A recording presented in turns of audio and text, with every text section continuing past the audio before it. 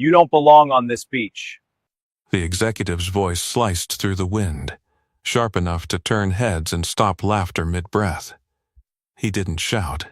Didn't need to. The tailored linen shirt, the mirrored sunglasses, the subtle gesture toward the roped boundary said everything. Sand shifted under polished loafers as he made it clear the public stretch ended exactly where he decided it did. By the way, where are you watching from? Tell me in the comments below. Because this wasn't really about sand or shoreline. It was about power drawing lines where it never earned them. A few executives chuckled nervously.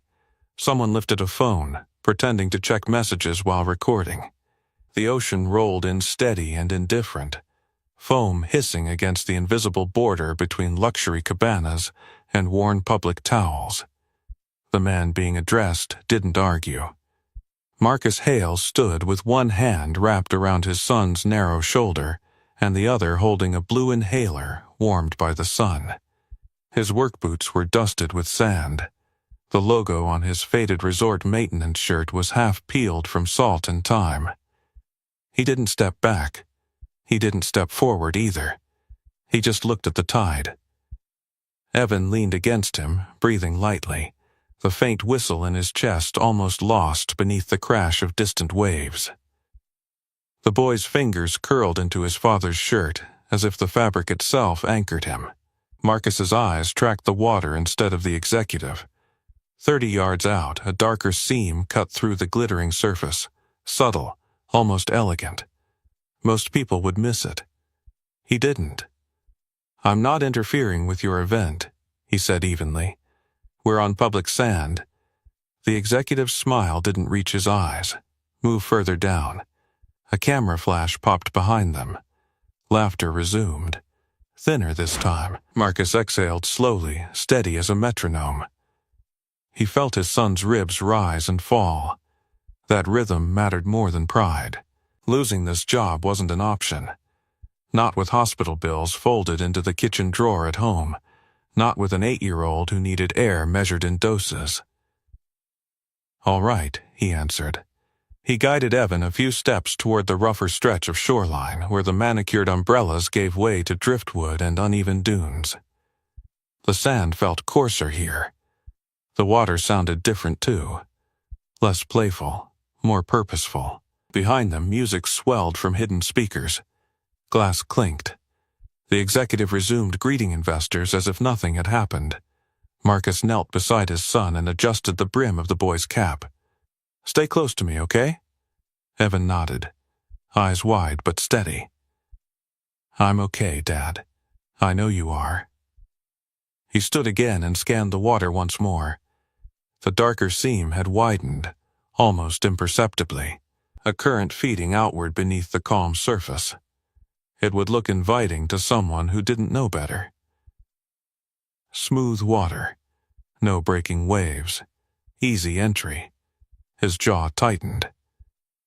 Wind shifted. The scent of sunscreen and citrus cocktails drifted past, mingling with brine and something metallic beneath it. A gull cried overhead, circling lower than before. Back near the roped boundary, the executive's daughter, 16, restless, had slipped away from the cluster of adults. She kicked off her sandals and laughed at something a friend said. Already moving toward the water, Marcus saw her trajectory before anyone else did. He took a single step forward, instinct tugging at muscle memory older than this job, older than the faded logo on his chest. Years ago, a different shoreline had sounded like this. Calm before a call crackled through a radio. He stopped himself. Not his responsibility, he reminded his pulse. He was maintenance now. He checked drainage system. He cleaned salt corrosion from metal rails. He kept his head down. The girl waded deeper. Evan shifted beside him. "Dad." "I see it," Marcus murmured. The darker seam pulsed once, subtle but alive. Water around her calves began to draw outward in a smooth, deceptive slide. Back at the cabanas, the executive raised a glass for a toast. Applause rippled across the private stretch, drowning out the soft change in the ocean's tone. Marcus's fingers tightened around the inhaler. The girl took another step. And the sea, patient until now, pulled. It didn't roar.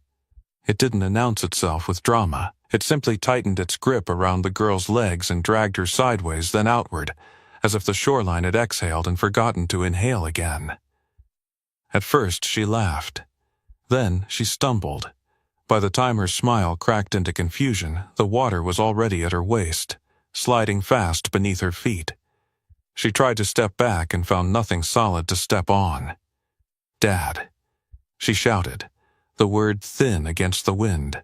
Near the cabanas, the executive lowered his glass too slowly. His smile lingered half a second longer than it should have before dissolving. Conversation stuttered. Someone squinted toward the water. Security shifted but hesitated, waiting for instruction. Marcus was already moving. He didn't run in panic. He moved with intention, boots discarded mid-stride, shirt yanked over his head without breaking rhythm. Sand kicked up behind him as he passed the invisible line no one else had dared to cross. "Call emergency response." Someone yelled. The hired lifeguard grabbed a float and charged forward, but he angled straight toward her, fighting the current instead of reading it. Marcus saw the mistake instantly. "Don't go head on," he barked, voice cutting through noise with practiced command. "Angle left. Let it carry you. Then cross." The lifeguard faltered, confused by the authority in the maintenance worker's tone. The executive stepped forward at last, shoes sinking into wet sand. "Do something." He shouted at security, at the sky, at anyone who would absorb his fear. Marcus hit the water.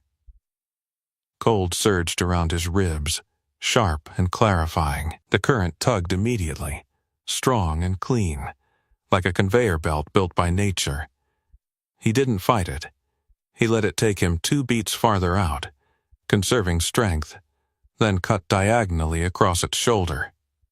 Behind him, Evan stood frozen near the driftwood line, clutching the inhaler with both hands. Helena Price, the COO, placed herself beside the boy without being asked. "Your dad's trained," she murmured, half to him, half to herself. "He moves like someone who's done this before." Out past the break, the girl's head bobbed once, then vanished. The executive's composure shattered. "Lila," he screamed, voice breaking raw. Marcus reached the outer seam just as she surfaced again, coughing and flailing. Panic made her heavy. Fear turned limbs into anchors. He grabbed her from behind before she could drag them both under. "Listen to me," he snapped near her ear. "I've got you." "Stop fighting it," she thrashed once more. "I've got you," he repeated, tightening his hold with precise economy. On shore, phones were no longer pretending. They were filming openly now. Investors who'd laughed minutes ago stood silent, watching the maintenance diver command the ocean like it answered to him. The lifeguard, redirected, reached them from the correct angle this time, eyes wide with dawning respect. Together they shifted her onto the float. "Kick steady," Marcus instructed. "Don't waste it." They worked with the current instead of against it, sliding sideways before pushing back toward shore on a gentler line. It was technical, exact. No wasted motion, no heroics. Back on sand, the executive paced like a man locked out of his own life. Helena glanced at Evan. "You're breathing okay?" The boy nodded, though his knuckles were white. Water finally shallowed beneath Marcus's boots. He stood, lifting Lila clear as waves broke around his thighs. The crowd rushed forward, then stalled, unsure if they were allowed to step into this moment. He laid her down beyond the reach of foam. She coughed hard, expelling seawater, chest heaving. "Clear space," he ordered calmly. "Give her air." And they did. The executive dropped to his knees beside his daughter, hands shaking uselessly over her shoulders. Lila. Marcus checked her pulse, her breathing pattern, the color returning slowly to her lips. Controlled, focused, present. Sirens wailed faintly in the distance. For a second, quiet spread across both sides of the beach, the luxury and the labor, the rope line erased by necessity. The executive looked up at him, stunned, stripped of posture. You. Marcus met his gaze evenly, water streaming from his hair down his neck. She'll be okay, he said. Then, as paramedics rushed in, and cameras kept recording, he stepped back toward the rougher stretch of sand where his son waited. Before we go further, subscribe with the bell on, because what happens after the rescue matters even more than the rescue itself. Because this wasn't just about a girl pulled from a current. It was about a line in the sand that had just been washed away. Foam slid up to the spot where the rope boundary had been staked earlier, erasing footprints, smoothing over the exact place where power had drawn its border. Paramedics knelt around Lila, oxygen mask secured, voices clipped and efficient. Her breathing steadied beneath the hiss of compressed air. The executive hovered soaked cuffs darkening his expensive sleeves where he'd knelt in the surf.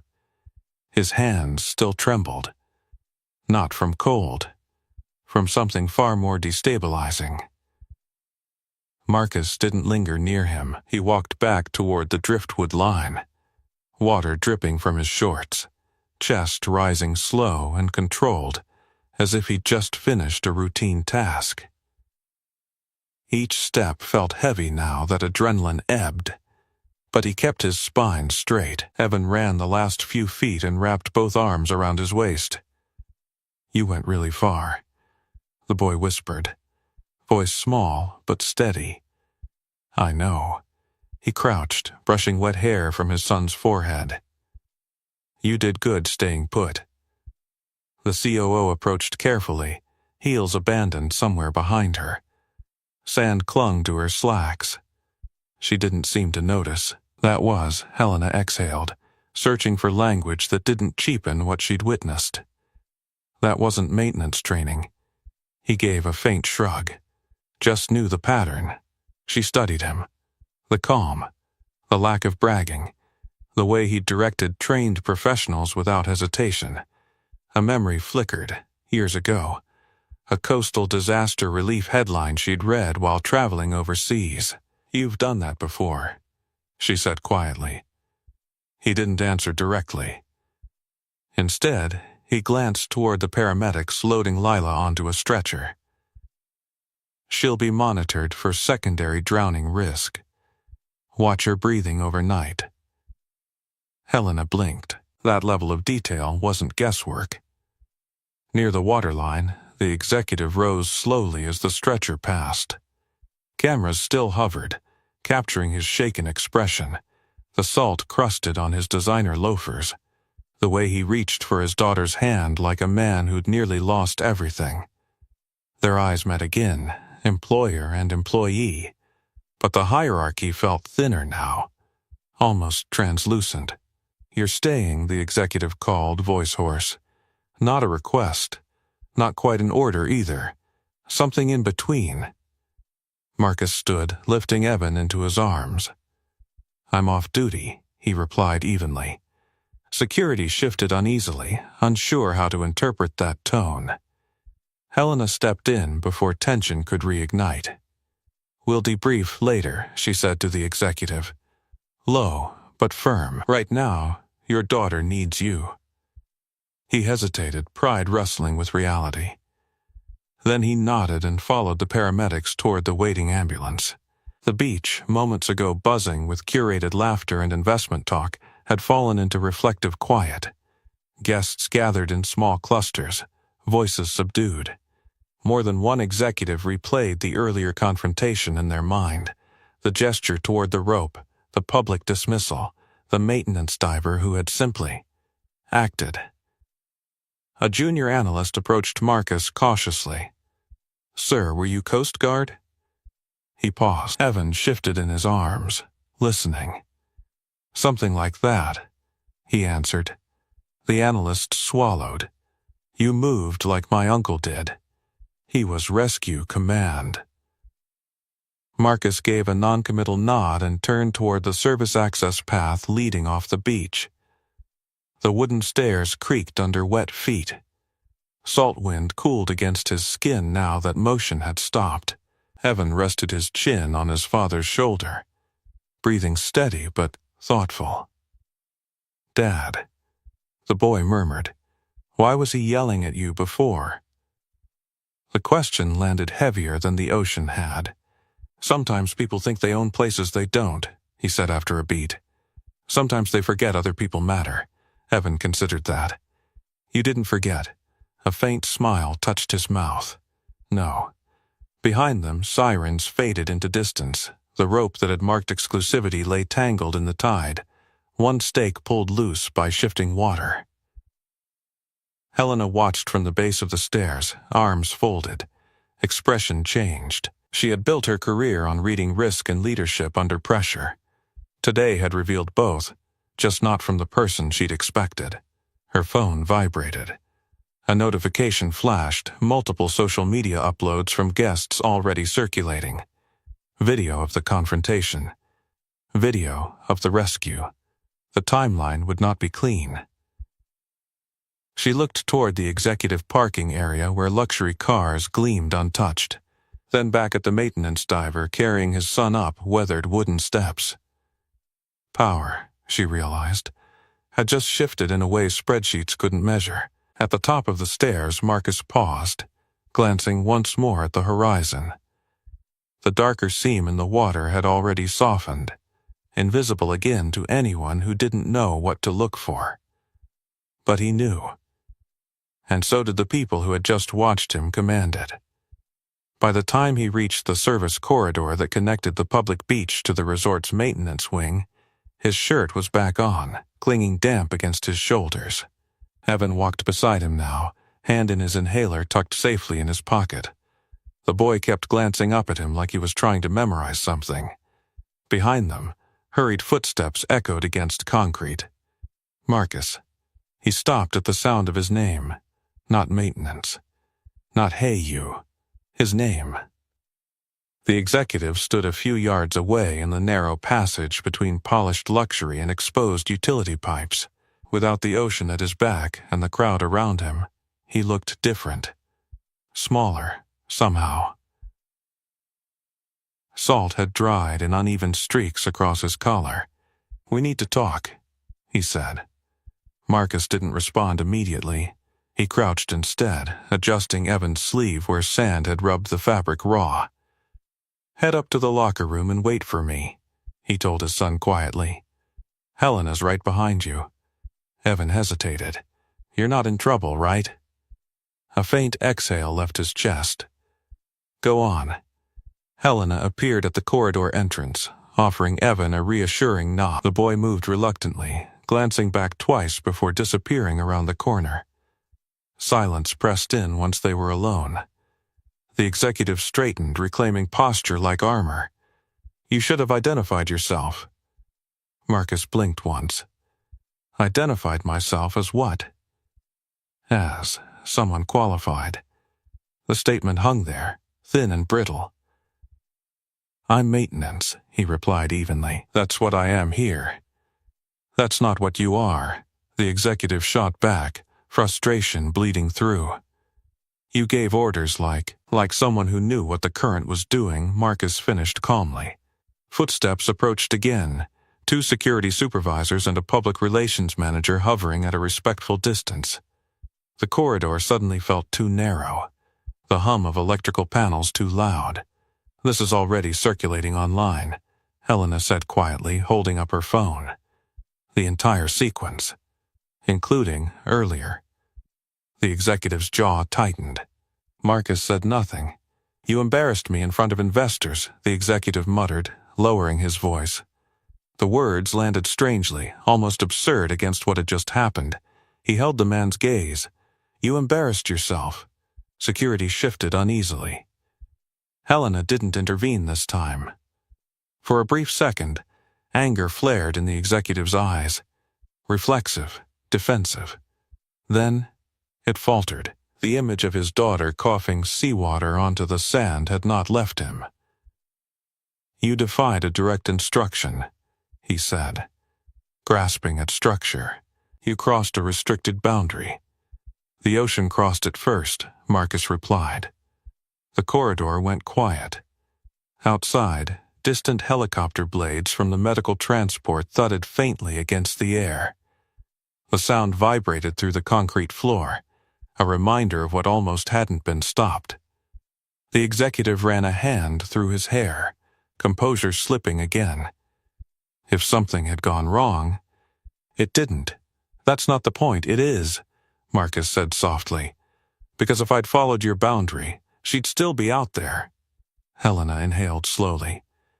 The executive's shoulders sagged a fraction. For the first time, he looked not like a CEO, but like a father recalculating reality. "You put me in an impossible position," he said. But the accusation lacked force now. Marcus shook his head once. No, the current did. Silence thickened again.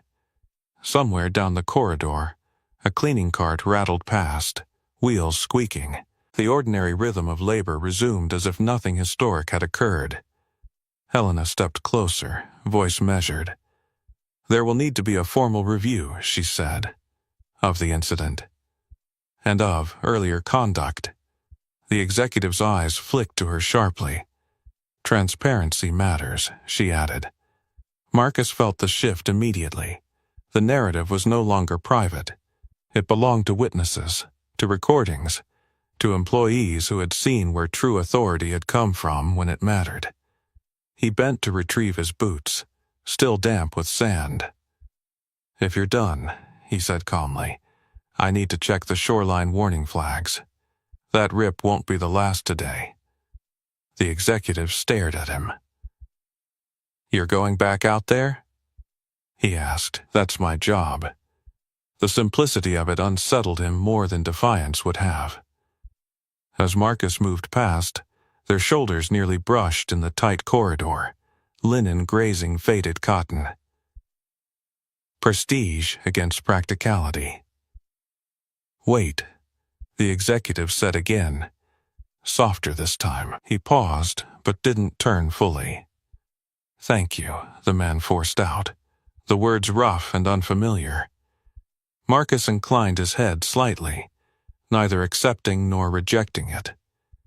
Then he walked toward the service exit that led back to the open sky, leaving the executive standing in fluorescent light, alone with the echo of a boundary he could no longer pretend existed. The metal door groaned as it swung open, and salt wind rushed back in, sharp and alive. The beach had changed in subtle ways. The rope that once marked exclusivity lay slack against the tide. Guests stood in smaller clusters now, voices low, eyes tracking him as he stepped onto the sand. He didn't acknowledge them. Instead, he moved straight to the warning flag post near the service shed. The red marker flapped hard, snapping in the wind like a warning no one had wanted to hear earlier. He adjusted its angle, scanning the horizon again. The darker seam had shifted slightly north. Behind him, whispers followed. "That's him. Maintenance, right?" No, that wasn't just maintenance. Helena emerged from the corridor moments later, heels traded for borrowed flats, phone still in her hand. "The board's already asking questions," she said quietly. "They've seen the footage." He kept his eyes on the water. "That was fast. Investors don't like unpredictability," she replied. "Especially when it exposes character." A faint, humorless breath left him. Character's been there a while. She studied him again, more directly now.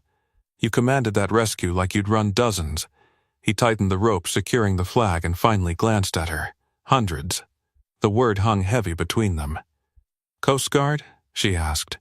He hesitated, not from shame but from calculation.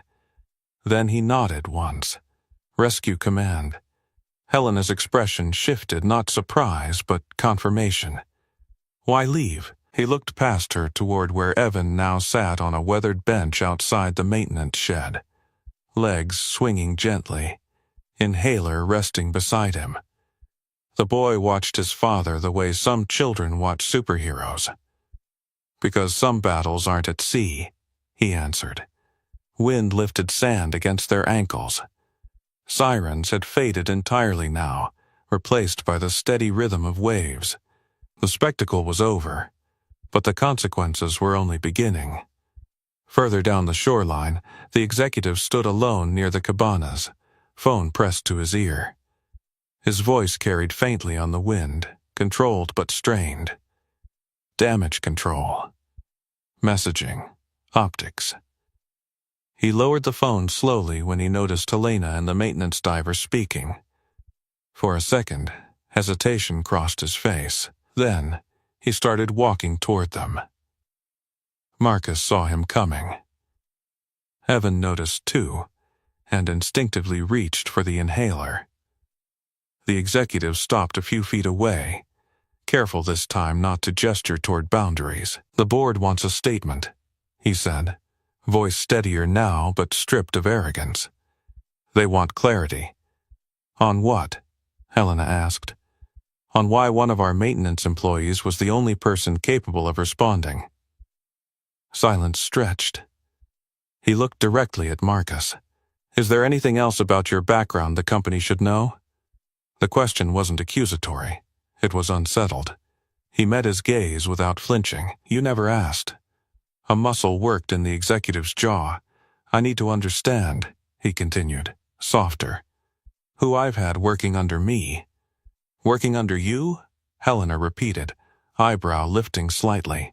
The wind picked up, lifting grains of sand between them like static. He shifted his stance. "You know what I mean. Do I?" She countered gently. Marcus stepped in before the tension reignited.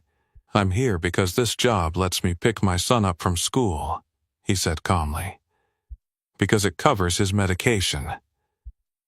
Because it's steady, and before that?" The executive pressed. He glanced once at Evan, then back. "Before that, I commanded a rescue unit responsible for this entire coastline. Hurricanes, night extractions, vessel fires. I trained men who outranked me in age and rank." The admission settled like weight in the air. Helena exhaled slowly. "You were that Hale?"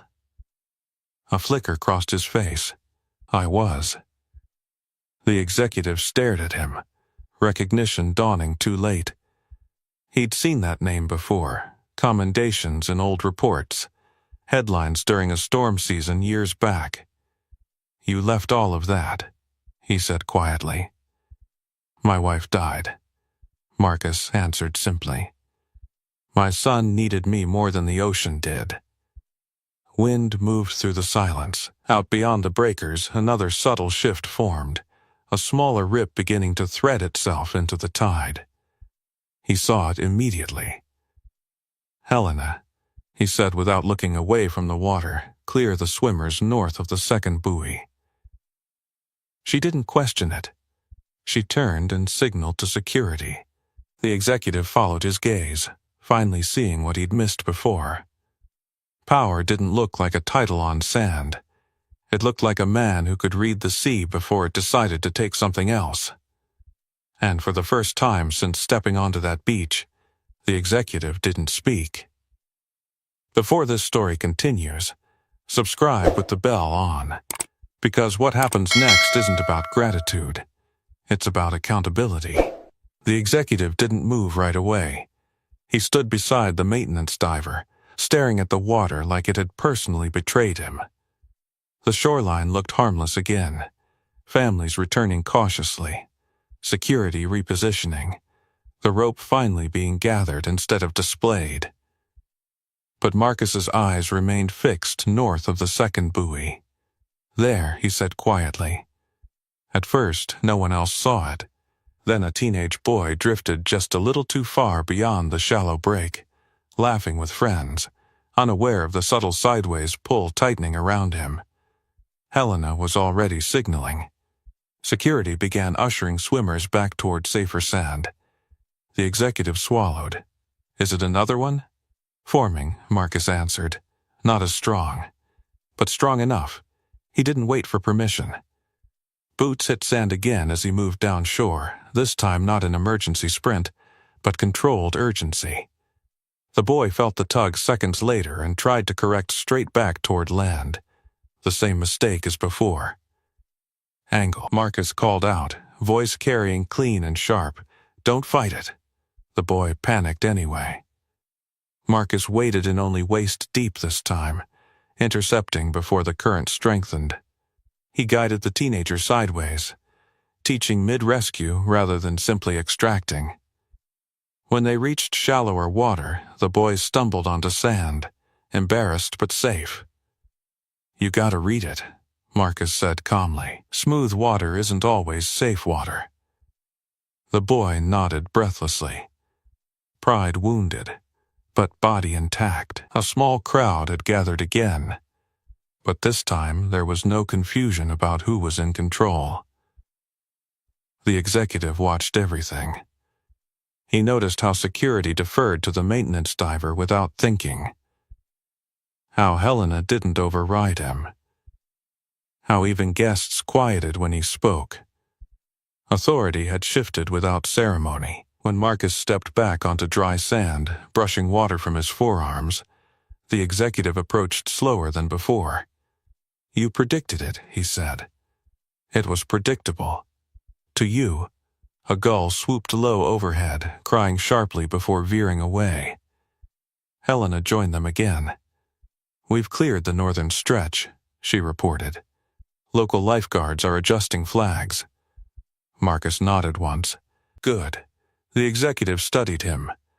Something unsettled working behind his eyes. Why didn't you tell anyone who you were? Would it have mattered? Marcus replied. The question landed harder than accusation.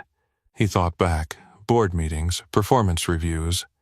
The time he'd been cut off mid-suggestion because maintenance concerns weren't strategic priorities. He had never asked about the man's past.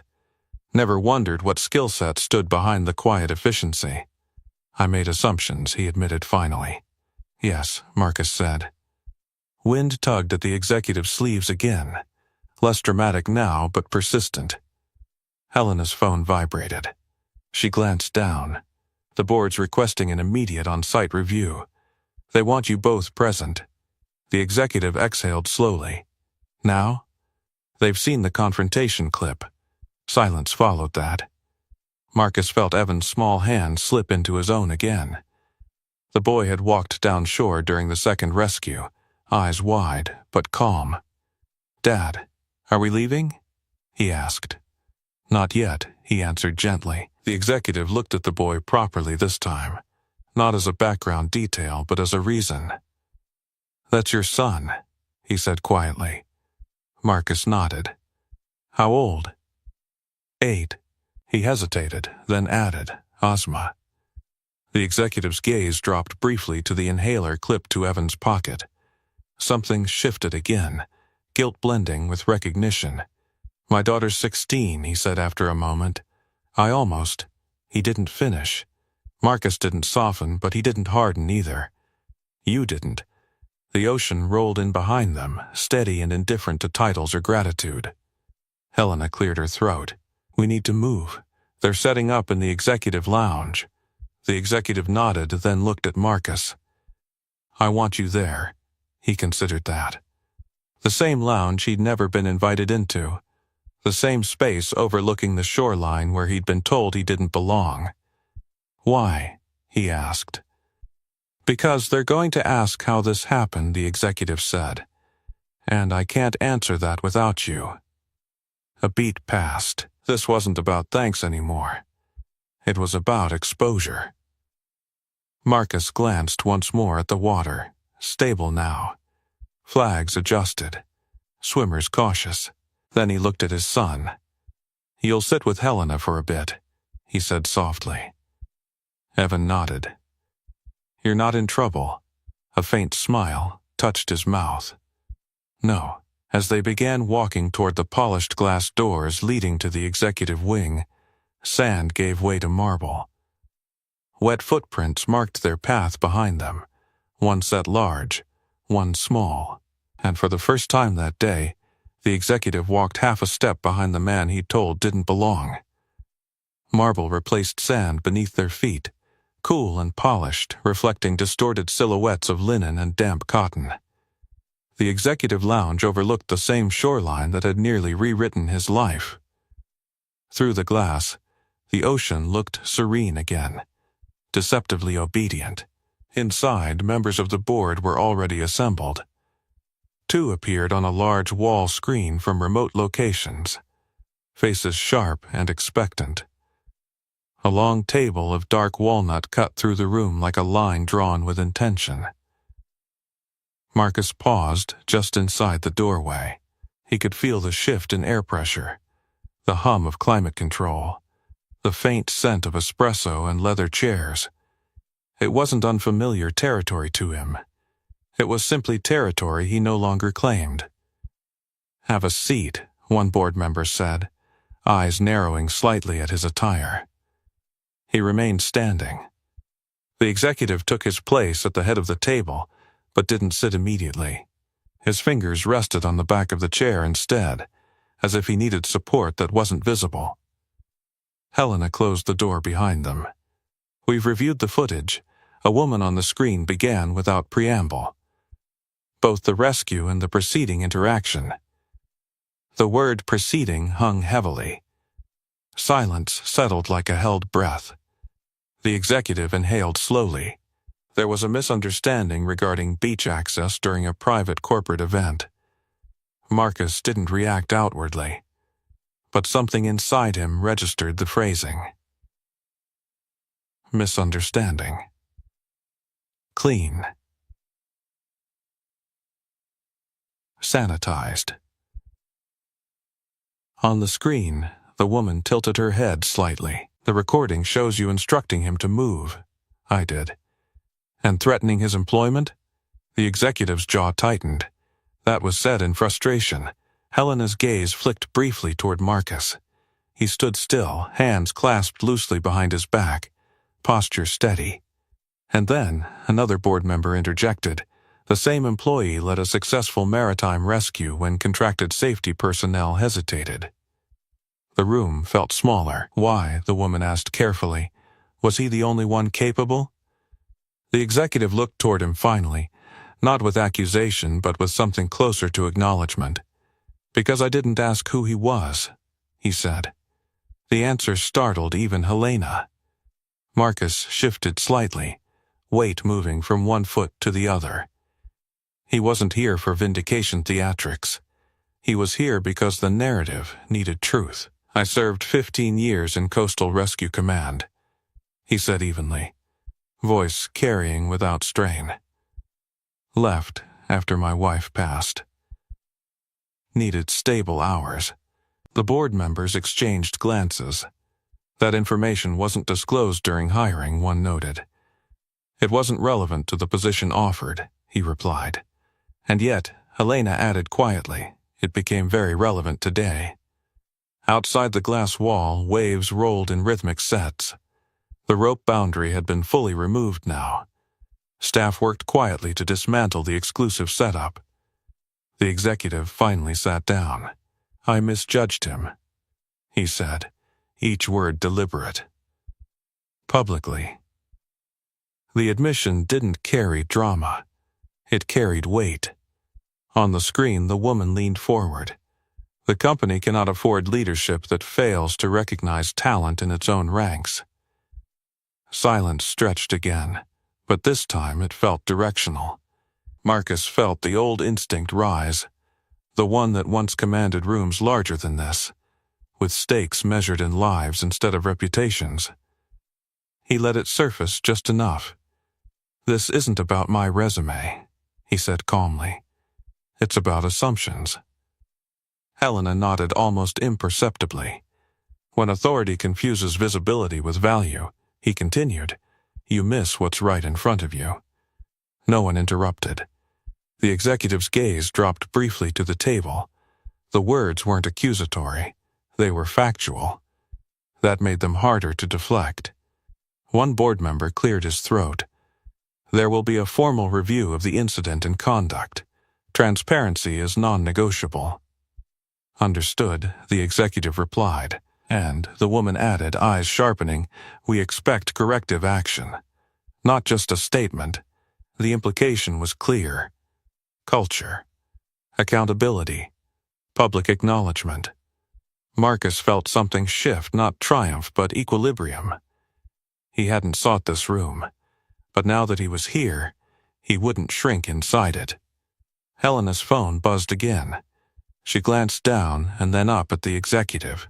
Local news has picked up the footage. He closed his eyes briefly. The ocean outside continued its steady rhythm, unconcerned with board votes or brand management. Marcus thought of Evan sitting just outside the lounge with a paper cup of juice, feet swinging above the marble floor. He thought of hospital invoices folded into a drawer at home.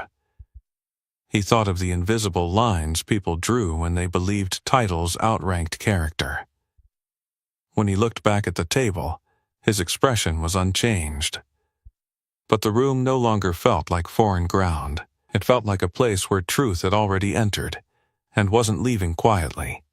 The board meeting adjourned without applause, without the false ease that usually followed strategic decisions.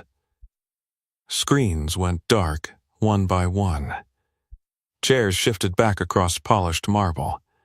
The executive remained seated longer than anyone else, fingers steepled beneath his chin, eyes fixed not on Marcus, but on the ocean beyond the glass. Helena approached first. They'll want a public statement before the market opens tomorrow, she said. Not just about the rescue.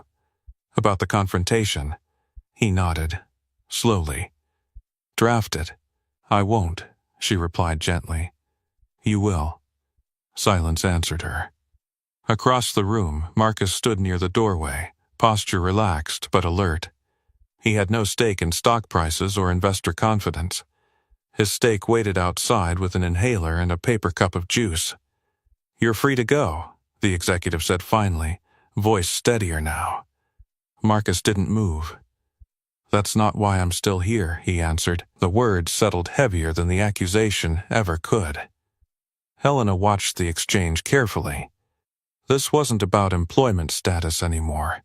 It was about something more structural, an imbalance that had been exposed in front of cameras and employees alike. The footage is everywhere, she said quietly. Staff group chats, social media, even local veteran forums. The executive's eyes flicked toward Marcus again. Veteran forums? Helena nodded. They recognized your rescue technique, he exhaled slowly. Of course they did. Marcus shifted his weight. You asked who you've had working under you, he said evenly. Now you know. A beat passed. I also know, the executive replied, voice lower, that I stood 30 yards away while you ran toward what I couldn't. It wasn't self-pity. It was recognition. Outside the glass wall, evening light began to soften. The tide had smoothed the sand where the rope once cut a clean division between public and private. Helena's phone buzzed again. She glanced down and then looked up. The union rep just requested a meeting. For what? The executive asked. For treatment concerns, she said. Not just his. The room quieted again. Marcus hadn't filed complaints. He hadn't needed to. The narrative had done the work for him. The executive stood slowly and walked toward the window. From this angle, he could see the maintenance shed near the far stretch of beach. Evan sat on the bench outside, legs swinging, watching the waves like they held secrets only his father could read. He was holding an inhaler, the executive said quietly. Marcus nodded once. Asthma, is he stable? Yes. Another silence.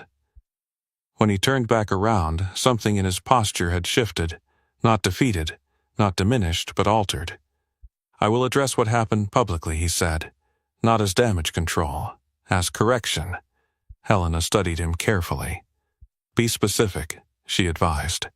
Vague accountability reads like avoidance. He gave a tight nod. Marcus moved toward the door. That's between you and your board. No, the executive said quickly. It's not. He stepped forward, closing some of the distance between them. It's between me and you, he continued, and between me and every employee who watched that footage. The air in the lounge felt different now. Not tense, but transitional. Before this moves forward, subscribe with the bell on, because the next moment isn't about revenge. It's about responsibility finally catching up with power. Marcus paused at the doorway. You humiliated me in front of my son, he said calmly. Not bitter, not loud, just true. The executive absorbed that without defense. I did. And if the current hadn't shifted, Marcus continued, I'd still be the maintenance guy who didn't belong. Helena didn't look away. He took another step toward the door. Fix that, he said simply. Then he walked out. Marble echoed beneath his boots as he crossed back into the corridor. The sterile air gave way to salt again as he pushed through the service exit. Evan looked up instantly when he saw him. Are we going home? Soon, he replied. The boy studied his face. You look different. Marcus knelt slightly so they were eye level. Sometimes people have to see something they almost lost before they understand what they had. Evan nodded slowly, not fully grasping the corporate layers, but understanding enough. Behind them, through the glass of the executive lounge, the CEO remained standing alone. He was no longer looking at the ocean. He was looking at the empty space where a rope had once divided worth from labor. And for the first time in a long time, he understood that fixing that line would require more than a statement. It would require change. The executive lounge doors opened again just as Marcus reached the edge of the sand. Wait. He didn't turn immediately.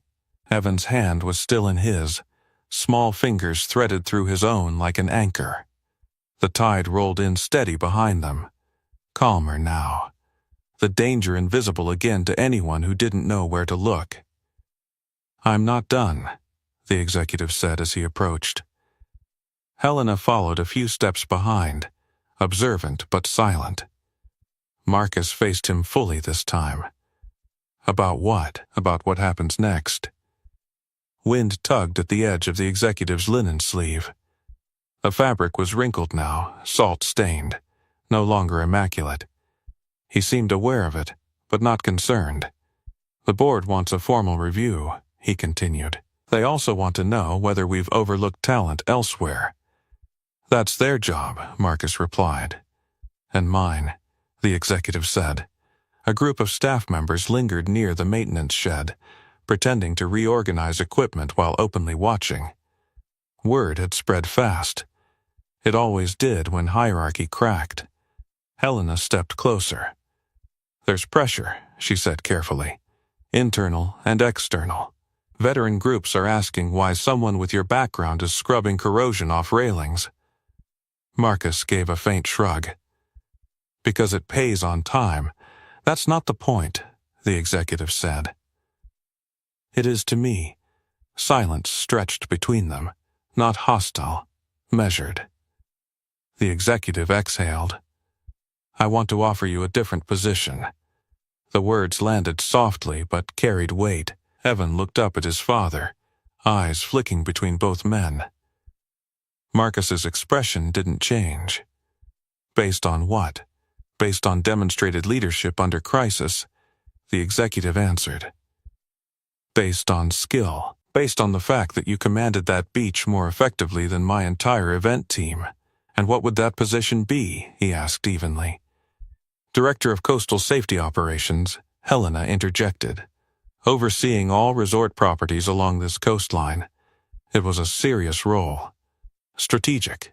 Visible. Marcus let the proposal sit in the wind. You're trying to correct optics, he said. The executive didn't deny it. I'm trying to correct a mistake. That's not the same thing. Helena watched the exchange closely. The staff near the shed had stopped pretending to work. "You humiliated me publicly," Marcus continued, voice steady. "If you promote me quietly, nothing changes." The executive absorbed that without defensiveness. "What do you want?" he asked. The question wasn't rhetorical. It wasn't dominant. It was direct. Marcus glanced toward Evan again. The boy stood quietly, inhaler still clipped to his pocket, eyes wide, but thoughtful. "I want acknowledgement," he said. "Not of my Ursum. Of your behavior." Wind shifted. A loose strand of rope rolled across the sand like something discarded. Helena nodded almost imperceptibly. The executive's jaw tightened, not in anger but in recognition of cost. "A public statement," he said slowly. "Yes. Admitting fault, yes, and committing to structural review, yes." He ran a hand over his face, weighing pride against consequence. "Investors. Reputation. Control. Done," he said finally. The word felt different than earlier promises, less reactive, more deliberate. "And the position?" Helena asked. Marcus looked back at the water before answering. He remembered nights on storm-swept decks, radios crackling in darkness. He remembered choosing to walk away from that life when Evan was born. Stability had mattered more than status. "I'll consider it," he said. The executive nodded. "You'll have full autonomy over safety protocols. That includes overriding executive events." Marcus added. A faint breath left him. "Yes." Staff along the shed exchanged glances. The power dynamic had shifted again, but this time not through crisis, through negotiation. Evan tugged gently at his father's hand. "Does that mean you'd be in charge of the beach?" Marcus looked down at him. "It means I'd help keep people safe." The boy considered that and smiled slightly. Helena's phone buzzed once more. She glanced down and then up. Local news wants an on-camera statement before sunset. The executive straightened instinctively, then paused. He looked at Marcus instead of stepping ahead. "You'll stand with me," he said. It wasn't a command. Marcus studied him for a long second. "Yes," he answered. Not for him. For the staff watching. For the line that had been drawn. For the correction that needed witnesses. The ocean rolled in again, steady and neutral. This time, when they walked back toward the glass doors together, there was no rope between sand and marble, and no one questioned who belonged. The cameras were already set when they entered the resort's upper terrace. Local news crews adjusted tripods against the wind, microphones fitted with foam shields to muffle the ocean's steady roar. Staff members gathered in careful clusters along the perimeter, pretending to be busy while positioning themselves close enough to hear every word. Marcus stood slightly to the left of the executive, not behind him. Evan remained near Helena, perched on a low stone wall with his inhaler in hand, legs swinging but eyes fixed on his father. The ocean stretched behind them, gold light settling over its surface as the sun began its descent. It looked peaceful now, almost innocent. The reporter signaled they were live in 3, 2. The executive stepped forward. "This afternoon," he began, voice steady but stripped of polish, "I made an assumption about one of our employees that I should not have made." Wind pressed lightly against his jacket. He didn't adjust it.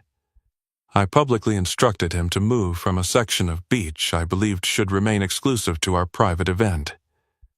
A murmur rippled faintly through the gathered staff. That instruction was wrong. No corporate jargon. No deflection. "I allowed status to influence judgment," he continued. "Minutes later, when a rip current pulled my daughter into open water, the same employee I had dismissed became the only person capable of leading her rescue." Cameras zoomed subtly closer. He did so without hesitation, without regard for prior insult. He acted because someone needed help. Marcus felt the weight of dozens of eyes. But he didn't shift. The executive turned slightly toward him. Not as spectacle, but acknowledgement. I failed to recognize the experience and leadership already within our workforce, he said. That failure reflects on me, not on him. Helena watched the crowd carefully. Heads nodded. Phones recorded from multiple angles. Effective immediately, the executive continued, we are initiating a full review of employee advancement structures and internal culture. We will not allow title to blind us to talent again. The reporter raised a hand. Sir, is it true that the employee in question previously served in Elite Coastal Rescue Command? It is, he answered. And I never asked. The honesty landed heavier than any rehearsed line could have. And what will change? Another reporter pressed. The executive didn't hesitate this time. He has been offered the role of Director of Coastal Safety Operations across all properties, with full authority over shoreline protocols, including executive events. A stir moved through the staff. Marcus finally stepped forward when Helena gave him a small nod. I didn't act for a title, he said calmly when the microphone angled toward him. I acted because someone was in danger. His voice carried easily over the wind. But today exposed something else, he added. When we measure worth by position instead of capability, we put people at risk. Silence settled across the terrace. I took this job because it let me be present for my son, he continued, glancing briefly toward Evan. Stability mattered more than prestige. The boy's chin lifted slightly. I'll accept the new role, Marcus finished, on one condition. The executive didn't flinch. That respect isn't reserved for emergencies. A beat passed. It won't be, the executive replied. Cameras captured the exchange, no handshake yet, just eye contact that carried the weight of a line erased. Questions continued for several minutes. About training, about safety audits, about accountability. The sun dipped lower. Eventually, the live broadcast concluded. Crews began dismantling equipment. Staff dispersed more slowly. Conversations no longer whispered, but open. Helena approached first once the microphones were lowered. That was the right tone, she said to the executive. He nodded, but his eyes were on Marcus. I meant what I said, he added quietly. I know, Marcus replied. Evan ran over then, unable to contain himself any longer. Dad, you were on TV. A faint smile broke across his face. Guess so, you didn't even sound nervous. He crouched slightly to meet his son's gaze. Calm helps. The executive watched the exchange, something thoughtful settling behind his expression. You chose to stay, he said softly. I chose to lead differently, Marcus corrected. The ocean continued its rhythm behind them, unimpressed by titles, indifferent to applause. But something fundamental had shifted, not just on the sand, in the structure that had once assumed who belonged where. And this time, the correction had witnesses. The terrace had emptied slowly, leaving only the hush of evening wind and the distant murmur of staff resetting cabanas for the next day. Sunset bled amber across the horizon, softening the hard lines of glass and steel behind them. Marcus stood near the railing overlooking the shoreline, hands resting loosely against cool metal. Evan had fallen into quiet conversation with Helena a few yards away, showing her how the inhaler clipped onto his pocket just in case. Footsteps approached without urgency. I owe you more than a statement, the executive said. Marcus didn't turn immediately. The ocean was darker now, currents invisible but still present beneath the surface. You don't owe me gratitude, he replied evenly. You owe your people consistency. The wind carried a long pause between them. I built this company from nothing, the executive said quietly. Every inch of it, I know. And somewhere along the way, he continued, voice thinning slightly. I started believing that meant I saw everything. Marcus turned then. You saw growth, he said. You stopped seeing people. The words weren't cruel. They were steady. The executive leaned against the railing beside him, mirroring the posture unconsciously. When I saw you on that beach, he admitted, I didn't see a father. I saw a disruption. Marcus let that sit. And when you ran into the water, the executive continued, gaze fixed forward, I realized I didn't even know the names of half the men who keep this place standing. Below them, maintenance staff moved methodically along the shoreline, securing equipment, lowering umbrellas, smoothing sand for morning guests, the quiet labor that made luxury possible. You called it a misunderstanding in there, Marcus said. It wasn't, the executive answered. Another silence settled, less tense now, more reflective. My daughter asked me something in the ambulance, he added after a moment. Marcus glanced sideways. She asked why the man I yelled at saved her without hesitation. Wind pressed gently against them again. What did you tell her? Marcus asked. The executive exhaled slowly. That leadership isn't proven by who listens to you. It's proven by who you protect. The words felt earned, not rehearsed. Marcus studied his face, searching for performance. He found none. She also asked why you work here, the executive continued. And what did you say? That I didn't know. Marcus looked back toward Evan, who was now laughing at something Helena had said.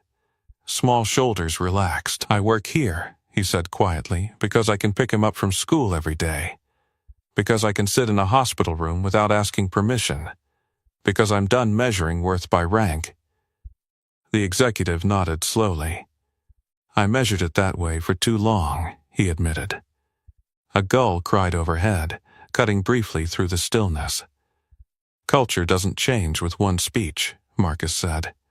It changes with daily choices, I know. Then start there. They stood side by side, no longer divided by rope or corridor, watching the tide roll in steady sets. The ocean didn't care who commanded boardrooms. It only responded to those who understood it. I won't forget today, the executive said after a while. Don't, Marcus replied. But don't make me the exception either. That landed deeply.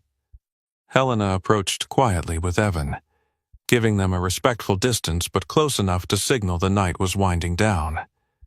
Car's ready, she said gently. The executive straightened but didn't retreat into formality. Tomorrow, he said, we start restructuring safety and advancement review. I'd like you involved from the beginning. I will be, Marcus answered. Not because he needed validation, because others did. Evan slipped his hand back into his father's. Can we get burgers on the way home? The boy asked, breaking the gravity of the moment. Marcus smiled faintly. Yeah, we can. The executive watched them turn toward the exit, silhouettes framed by fading light. For years he had believed power meant standing above the shoreline. Today he learned it sometimes meant standing in the water. And sometimes it meant listening to the man who had. The next morning didn't arrive with applause or headlines blaring across skyscrapers. It came quietly, with the low hum of early tide and the smell of coffee drifting through the resort's service corridor. Marcus walked the shoreline before sunrise. Evan had insisted on coming, hoodie pulled over his head, inhaler clipped in place. The sand was cool under their shoes. The rope that once divided the beach was gone entirely, stakes removed, holes filled. The ocean stretched out calm and silver beneath pale light. Is it safe today? Evan asked, squinting toward the water. It's always changing, Marcus answered. Safe just means you're paying attention. Behind them, a new sign was being installed near the access path. Not a warning of exclusivity. A notice about RIP current education, safety briefings, and open reporting for all staff, regardless of title. Helena stood nearby overseeing the setup, sleeves rolled up, expression focused. Morning, Director, she called lightly. Marcus glanced back at her, a faint smile touching his mouth. Still getting used to that. Get comfortable, she replied. You've got your first cross-property call in an hour." He nodded once. The executive stepped onto the sand moments later, not in tailored loafers this time, but in simple shoes more suited for uneven ground. He paused a few feet away, watching father and son stand side by side at the water's edge. "I read the overnight reports," he said. Employee feedback was candid. Marcus arched an eyebrow slightly. And necessary. Wind moved gently between them. "I've scheduled open forums at every property." The executive continued. "No rank-based seating. No filtered questions." Helena glanced up at that, approving. "Good," Marcus said. Evan bent to pick up a smooth shell from the wet sand. "Can I keep this?" he asked. "Yeah," Marcus answered. "That one's earned." The executive watched the exchange with quiet thoughtfulness. "My daughter wants to meet you properly," he said after a moment. "Without all of that," Marcus nodded. "When she's ready." Silence settled comfortably now, not strained, not hierarchical. Staff began arriving in waves behind them, greeting Marcus differently than before. Not with awe, with recognition. He responded the same way he always had, with steady nods, clear instructions, calm presence. The ocean rolled in again, brushing the shore without discrimination. Power hadn't vanished, it had shifted shape. The executive extended a hand, not as a gesture for cameras, not as obligation, but as acknowledgement. Marcus took it. No applause followed. Just wind. Just water. Just work beginning again, differently. Evan tugged at his father's sleeve. "Burgers again tonight?" He laughed softly. "We'll see." The executive smiled faintly at that. Lines drawn in sand don't survive the tide. But lessons do, if someone chooses to remember them. Before we close this story, tell me something. What injustice should we tackle next? Ask me for the next story title. Subscribe and don't miss our next story. A lonely millionaire CEO spent Christmas Eve alone until a single mom and her twin daughters walked in. Trust me, you'll feel it. And tell me in the comments, what injustice should we tackle next?